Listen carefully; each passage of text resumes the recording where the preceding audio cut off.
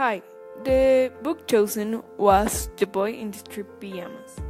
It is a 2006 Holocaust novel by the Irish novelist John Boyne. Unlike the months of playing Boyne devoted to his other books, he said that he wrote the entire first draft in 2.5 days, barely slept until he got the end. It is an unusual story, one of the most difficult and disturbing a teen will ever read. It is a fable told through the voice of a child, but it is not for children, and it is not just anyone. Talking a little bit of the plot, this is about a 9-year-old boy called Bruno.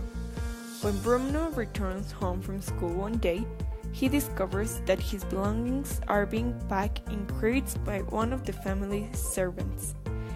His father has received a promotion and the family must move from their home to a new home far away called Outwith, where there is no one to play with and nothing to do. He has to leave his 3 best friends for life, his beautiful mansion, and his loving grandparents behind. When he gets to his new but horrible house, he looks out of his window and sees a tall fence running as far as the eye can see.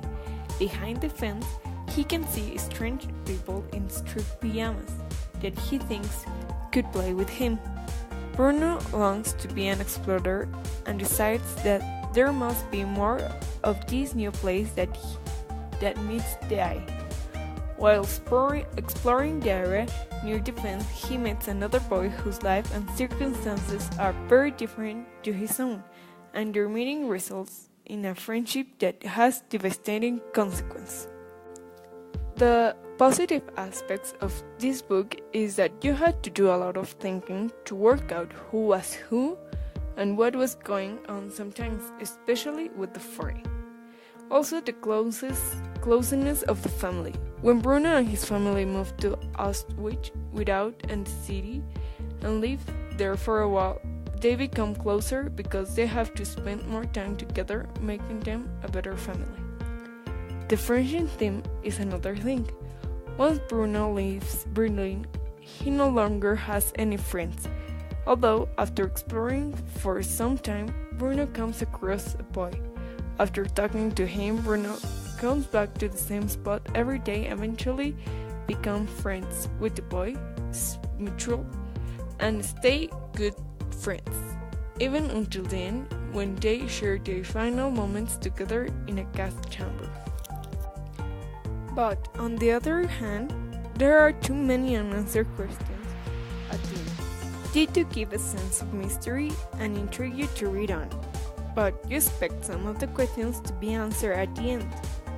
Normally, you can't say anything negative about a Holocaust themed book without being an asshole, because the books are so tied in with the Holocaust itself.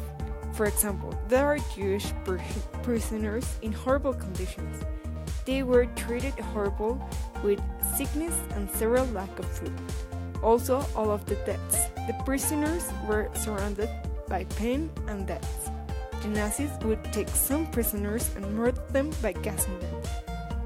At the end, it is very absurd and extremely devastating, even though it says they went on searching for Bruno for weeks until they finally realized what had happened. And finally, the conclusion is that I would recommend this book to anyone over the age of 10. It is a great novel, but you have to be somehow strong to read it and don't cry too much. Thanks for watching.